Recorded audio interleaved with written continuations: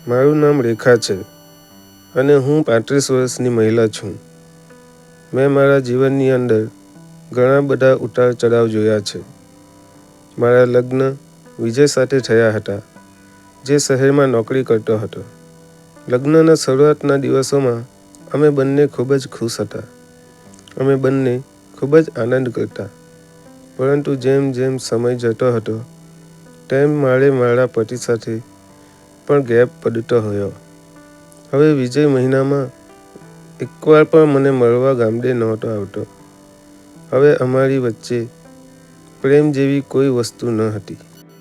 મારી જિંદગી છોકરા અને ઘર વચ્ચે કેદ થઈ ગઈ હતી.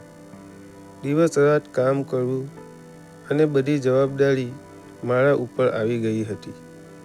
એક દિવસ મારી વોશિંગ મશીન ખરાબ થઈ ગઈ. આ જૂની મશીન હતું અને એ જ મારો સહારો હતો.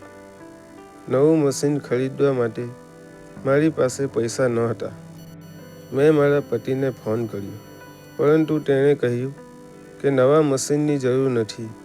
તું કોઈ કારીગર પાસે તેને રિપેર કરાવી લે અને હું અત્યારે આવી શકું તેમ પણ નથી. તેનો આવો જવાબ સાંભળીને મારું દિલ તૂટી ગયું. મેં મારા પાડોશી પાસે મદદ માંગી તો મારા પાડોશીએ મને એક કારીગરનો મોબાઈલ નંબર આપ્યો. તેનું નામ રાખવું હતું. મેં તેને બોલાવવાનો ફેસલો કર્યો. બીજા દિવસે બપોરે કોઈ દરવાજો ખખડાવ્યો. દરવાજો ખોલ્યો તો બહાર રામો ઊભો હતો. તે લગભગ 18-19 વર્ષનો હતો. તેણે સાધારણ કપડાં પહેર્યા હતા અને ખૂબ જ મજબૂત શરીર હતું. તેની આંખોમાં એક અલગ જ ચમક હતી અને તેણે હસતા હસતા મને કહ્યું, નમસ્તે ભાભી, હું તમારું મશીન જોવા માટે આવ્યો છું. મેં તેને અંદર બોલાવ્યો. રામુ ધીરે ધીરે રૂમની અંદર આવ્યો અને મશીનની પાસે જઈને તપાસ કરવા લાગ્યો. તેણે કહ્યું કે પાવર સપ્લાયમાં કંઈક તકલીફ લાગે છે અને પછી તેનું હથિયાર કાઢ્યું. હું તેની બાજુમાં ઊભી હતી અને બધું ધ્યાનથી જોઈ રહી હતી. તે ખૂબ જ કાળજીપૂર્વક કામ કરતો હતો. લગભગ અડધો કલાકમાં તેણે મશીન ઠીક કરી આપ્યું. તે જ્યારે કામ કરી રહ્યો હતો ત્યારે અમે બંને વાતો કરી રહ્યા હતા. તે મારો દરેક સવાલનો જવાબ હસતા હસતા આપતો હતો. મેં તેને ચા માટે પૂછ્યું તો તેણે હામાં માથું હલાવ્યું. જ્યારે ચાલીને હું રામુને આપતી ત્યારે મારો હાથ એને અડી ગયો અને મારા દિલમાં એક અજીબ હલચલ ઊભી થઈ ગઈ અને તે પણ મને વિચિત્ર નજરથી જોઈ રહ્યો. તેના મશીન ઠીક કરી નાખ્યું અને પછી જતો રહ્યો. પરંતુ તેની મુસ્કાન અને તેની વાતો મારા દિલમાંથી જતી ન હતી. હું આખી રાત સૂઈ ન શકી.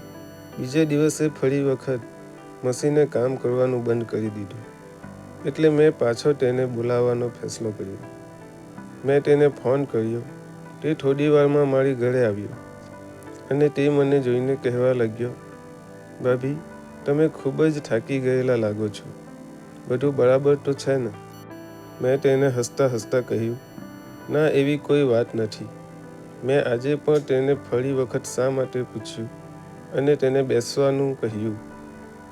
હું તેને ચા આપવા માટે નીચે નમી તો મારો સાડીનો પલ્લુ પણ નીચે પડી ગયો અને તેનું ધ્યાન પણ ત્યાં પહોંચી ગયું.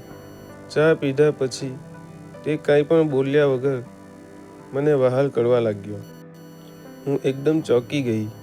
તે મારો ચહેરો જોઈને મારી માફી માંગવા લાગ્યો અને પછી જતો રહ્યો. પણ આ ઘટનાએ મારા દિલની અંદર મોટું તોફાન ઊભું કરી દીધું હતું અને બીજે દિવસે ફરી મશીન ખરાબ નહોતું થયું. તો પણ મેં તેને ફોન કર્યો.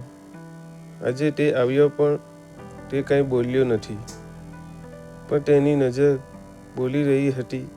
જ્યારે તે કામ કરતો હતો તો વારંવાર તેની નજર મારી તરફ આવતી હતી. અચાનક તેણે રેખાને પાછળથી ગવાઈ લગાડી લીધી. રેખાએ કહ્યું, તું શું કરે છે? રામુએ કહ્યું, ભાભી, હું તમને થોડી વાર માટે ખુશ કરી દેવા માંગુ છું. હું જ્યારે પણ આવું છું ત્યારે જોઉં છું કે તમે સાવ એકલા છો. તેના ગયા પછી આખી રાત રેખાને પોતાની અંદર ઉથલ-પુથલ મહેસૂસ થવા લાગી. એ વિચારવા લાગી કે શું તે પોતાની એકલતાને દૂર કરવા માટે આવું કરી શકે છે ખરી? બીજે દિવસે તેણે પોતાનો મંગલસૂત્ર ઉતારીને ટેબલના ખાનામાં મૂકી દીધો. તે તેની વહી ગયેલી જિંદગી અને નવી જિંદગી વચ્ચેનું અંતિમ સંબંધ હતો. જ્યારે રામુ આવ્યો ત્યારે રેખા અને રામુ બંને એકબીજાની નજીક આવી ગયા. તેમણે પોતપોતાની ભાવનાઓને મન મૂકીને માણી. રેખાએ આજે ફરીવાર મેસેજ કર્યો કે તેને જિંદગીમાં ફરી વખત આનંદ પાછો આવ્યો છે. હવે રામુ તેની જિંદગીનો એવો હિસ્સો બની ગયો હતો કે તેણે તેને ફરીથી જીવતા શીખવ્યું હતું. ગામના છેવાડે કાચા મકાનની અંદર રેખા પોતાના 2 બાળકો સાથે રહેતી હતી. તેની ઉંમર 35 વર્ષની હતી. તેનો પતિ શહેરની અંદર નોકરી કરતો હતો. શરૂઆતના સમયમાં તેના પતિ સાથે તેનો સંબંધ સારો હતો, પણ ધીમે ધીમે તેની વચ્ચે અંતર વધતો ગયો અને પછી એક વોશિંગ મશીન ખરાબ થઈ ગઈ અને વોશિંગ મશીન રિપેર કરવાવાળા સાથે તેણે જિંદગી ફરીવાર રંગીન કરી. તેણે ફેસલો કર્યો કે તે પોતાની ખુશી માટે આ સંબંધ સારો છે કે ખરાબ તેની ચિંતા નહીં કરે. તેની જિંદગીની અંદર જે સુખની જરૂર હતી તે મેળવીને રહેશે.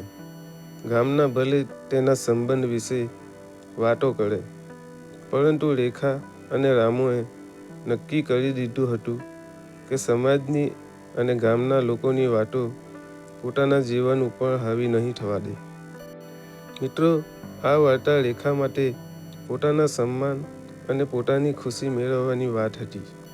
તેણે પોતાના જીવન માટે સૌથી મુશ્કેલ ફેસલો લીધો અને પોતાની જિંદગીને ફરીથી જીવવાની કોશિશ કરી.